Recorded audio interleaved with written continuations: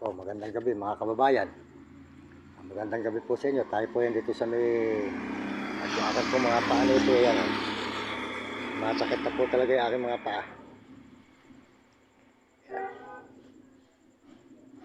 Masakit na po talaga yung aking mga paa sa kalalakad at kababayan na malalayo. Kaya pasensya na kayo. At tayo po ay hindi na makakapaglakad ng malalayo.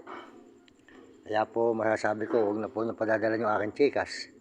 Kasi po, pinagagawa ko lang po yun. Marami na po gumawa nun. Tsaka po yung aking account. Yung aking account po, hindi ko rin po alam kung akin pa rin yung account na ito. O sila lang yung mga gumagawa po mga nakakaalam Tayo po kasi hindi po marunong gumawa, mga kababayan, hindi po tayo nakapag-aral. At tayo po ay walang alam. Nagpaturo lang po ako mag-video. Kaya po tayo natutong mag-video. Kaya po masasabi ko sa inyo, hindi ko po alam kahit yung account o akin pa. Kaya huwag na lang po nyo padala, huwag na lang po kayo magpapadala sa chikas at saka sa account na ito. Gawa po nung hindi po atin to Gawa po nung marami pong gumagawa kasi pinagagawa ko lang po kasi po hindi tayo marunong. Kaya kayo na po ang bahala. Kaya nga po, sa totoo lang mga kababayan, kahit mga kapatid ko hindi rin marunong. Kaya ako nagpapagawa lang po, sinasamantala naman po. Kaya tayo po siguro sagang hindi po papalarin natin mga kababayan. Kaya ang Diyos na lang po bahala sa kanila. Kaya po okay, nawawala na po ng gana mag-vlog. Dahil yung mga gumagawa po nito, ako po pinagloloko lang. Kaya sana po mga kababayan, kahit po ibang kamag-anak ko, ginagawa ko, niloloko lang din po ako sa chikas at saka po sa account. Kaya po kahit sino po paggawa ko, kung sana po merong mga viewer na mga nagkakagusto sa akin na mga nanonood, natulungan ako, may tumulong sa akin na gumawa at yung tapat at hindi po ako lolokohin. Baka sakali po ituloy ko rin ang pagbablog. Pero pagka ganito pong hindi na po pinakialaman na po nila yung ating chikas at saka po yung mga account natin, wala na po akong magagawa mga kababayan.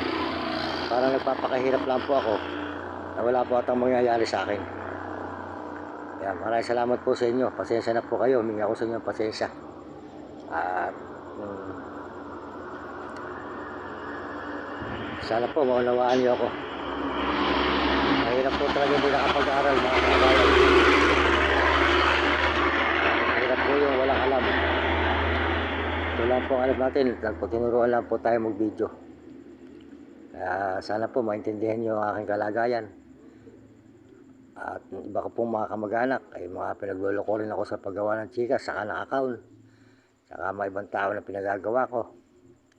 At sana po huwag nyo na silang pagdadalan. Huwag na po yung pagdadalan ng chikas saka po yung account. At gawa po nung hindi ko pa po nakaayos to. Sana po may tumulong sa akin na mabait. Pag may tumulong po sa akin, ako po hindi lolokohin, hindi naman po magiging kawawa. Kaya naghahanap po sana ako ng tapat at hindi po nasisilaw sa slap hindi pa naman po, marami ng mga naloloko sa akin dito sa paggawa po ng cellphone na ito, yung account tsaka po chikas. Kaya po mga kababayan ko, huwag na po kayo magpapadala sa chikas ko tsaka sa account. Gawa po nung hindi man po sa akin makakarating at sila po ang gumagawa. Salamat po sa inyo at magandang gabi sa inyo lahat. Maraming salamat din po sa Panginoon Diyos. Kaya ang Diyos na lang po ang bahala kung itutuloy ko pa po o hindi na ang aking pagbablog. Salamat po sa inyo at sa Panginoon sa buong mundo at mga ibang bansa. Mga Amerikano at mga Amerikana, Chinese at mga Hapon at Negro, Arabo. Salamat po sa inyo at mga kababayan natin sa buong Pilipinas. Salamat po. Kaya kayo mga kabataan, mag-aaral kayo mabuti para hindi kayo maging tanga. Pagtandaan ninyo. Sumunod kayo sa inyong mga magulang at huwag kayo magiging pasaway. Maraming salamat po at sumunod kayo sa inyong teacher para maganda nyo matutunan. Salamat po sa inyong lahat. Tayo po sinami.